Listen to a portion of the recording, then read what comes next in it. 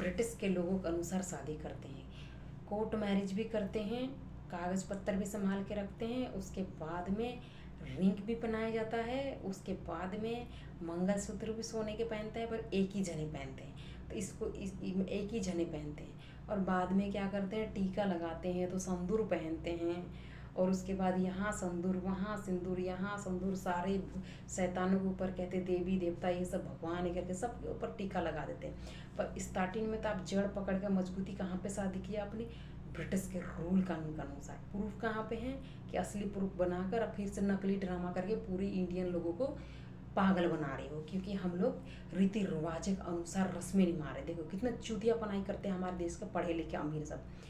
पहले शादी करते हैं कोर्ट मैरिज करके ये लोग फिर रिंग पहना देते हैं, रिंग पहना के फिर मंगलसूत्र की सब कुछ तैयारी करके एक ही जने पहनता है, उससे सबके गले पे नहीं डालता है कि हाँ उसके गले पे डाल दिया, उसके जैसे कि उसके माथे पे से वही तिलक उसके माथे पे इसके माथे में लगा के फिर उसके उसके उसमें लगा दिया है ना। ऐसा तो कुछ ये नहीं है सिंदूर में का, सिंदूर को इस तरीके से कर दिया। पर शादी तो आप उस तरीके से करते हैं, फिर जाके पूरे लोगों के सामने इंडियन लोगों के सामने ड्रामा करते हैं कि हम लोग हल्दी लगा रहे हैं तो बेसन लगा रहे हैं तो मिट्टी लगा रहे हैं तो ये लगा रहे हैं, फिर उसके बाद में उसको इतने सारे ये करके जानबूझ के ड्रामे करके फुदक रहे हैं, ताकि जो हिंदू लोग जो है गरीब लोग उसको देखकर हिंदू लोग भी वही कर रहे हैं। पर अंदर से नहीं देखा कि ये लोग सबसे पहले अंगीठी बनाए, हमारे पास पैसे कहाँ है अंगीठी बनाने के लिए, हमारे पास मंगलसूत्र कहाँ है बनाने के लिए। तो गरीब लोगों को फिर शादियाँ टूट जाती है। उनके पास मेन प्रूफ क्या है कि जड़ पकड़ा हुआ नौकरी नहीं है। अब पढ़ लिख कर जो जो फैक्ट्री पे ये सब में नौकरी पकड़ लिया है वो लोगों को ठीक है, धीरे धीरे अब उनका धीरे धीरे ये इनकमिंग तो उनका तो बहुत ज़्यादा आ रहा है, पर कई जगह स्टाफ का तनख्वाह नहीं बढ़ रहा है, उससे ये प्रॉब्लम होती है इंडिया में।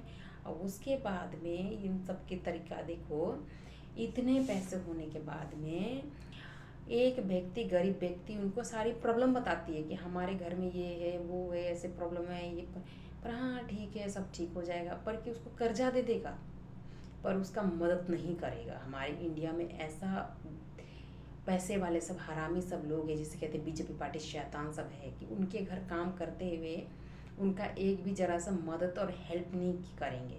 पुराने फट्टे पुराने कपड़े इतना भर का हो गया उसको दे देंगे तो 100 ताने मारते हैं। इस तरीके के गांव से लेकर शहर से लेकर पाकिस्तान से लेकर बांग्लादेश से लेकर सऊदी से लेकर ईरान से लेकर इन सारी कंट्रियों में जो मुस्लिम कंट्री है और हिंदू कंट्री, इनमें जो अत्याचार हो रहे हैं तो सब में से किसी में से तो इंसान दिखने में इंसान है पर है तो शैतान। क्योंकि बाइबल के लिखी हुई इतिहास का पन्ना कोई गलत नहीं है, क्योंकि उस टाइम जो लिखा है देखकर बिल्कुल सही लिखा है।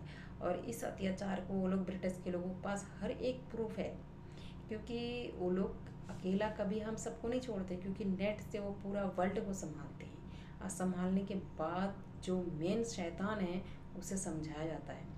तो शैतान भी इतना वो है कि उस शैतान की कंट्री जाने में साला पासपोर्ट बनाना पड़ता है। देखो ना, पाकिस्तान जाओ शैतान कंट्री तो वहाँ पासपोर्ट बनाओ, बांग्लादेश जाओ तो वहाँ काबुल जाओ, वहाँ सऊदी और दुबई जाओ शैतान की कंट्री जाओ, फ्री जाने में फ्री है पर लगातार पासपोर्ट है, सोचता है कि बहुत अच्छा है। देखो शैतान भी कितना चालाक है, शैतान की कंट्री जाने में पासपोर्ट लगता है।